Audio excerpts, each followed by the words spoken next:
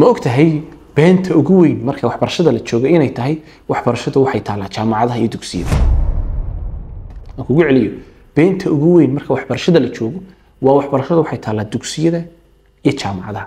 Muuqaalkan isaga waxaan kugu siin doonaa habab kala duwan oo qofku uu naftiisa wax u bari karo waliba hababkaasi ay yihiin habab midhahooda la tijaabiyay wax fiican aad ka goosan doonto.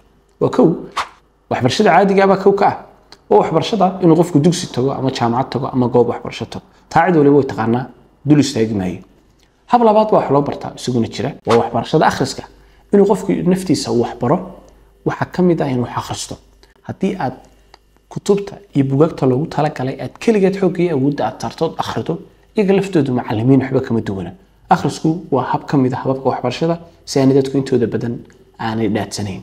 hababka wax loo barto waxa kamid ah tijaabinta inuu qofku wax tijaabiyo. tijaabinta waxaan ka hadlayaa in wax laftiisa aad samayso ama waayo aragnimada aan ilaahdo. waayo aragnimadu waxay keenaysaa inuu qofku si fiican wax u barto. in badan baan marka qaar lagu la taliyaa qofka markuu doonayo inuu wax barto waxaan gacantaada la tago adigu samee.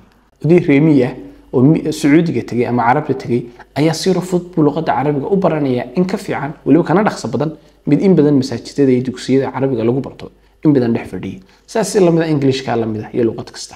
marka tijaabinta lafteedu hab kale oo waxbarashada kamid ah marka wax kasta jeceshahay inaad wax ku ogaato loo tijaabi mana wax badan baran lahayd. hababka wax loo barto waxa kamid ah inuu qofku uu dadka uu kala doodo wixii uu jecel yahay. marka doodaha dadka dhex mara Allah soo bandhigada wax soo bandhigaysa su'aal laga weydiinayo discussionska iyo munaaqashaadku waa hab runtii aad wax loogu barto.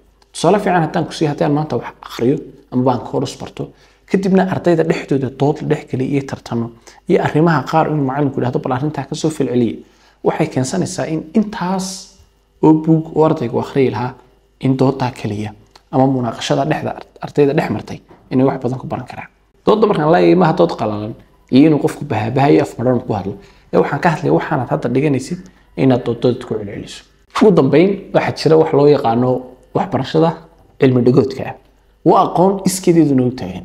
islaamaha wadiga arkay odayaasha dadka waaweyn ee inta badan aan dugsiyada jaamacadaha galin sida waalidkeen oo kale Allah ha ilaaliye haddana ma aha dadkaasi dad aqoon darro ay haysan maaha inta badan dhagahani ka shaqeeya haddii qofku uu wax qoro qaar oo akhriyaan iyagu waxay wax ku bartaan oo dhageysiga sababteed qofku haddii aan aqoon badan aan u lahayn akhriska ama aanu heer jaamacad iyo dugsi aanu ka soo gaadhin cilmiga dhagaha laftiisa waa cilmi weyn oo wax lagu barto.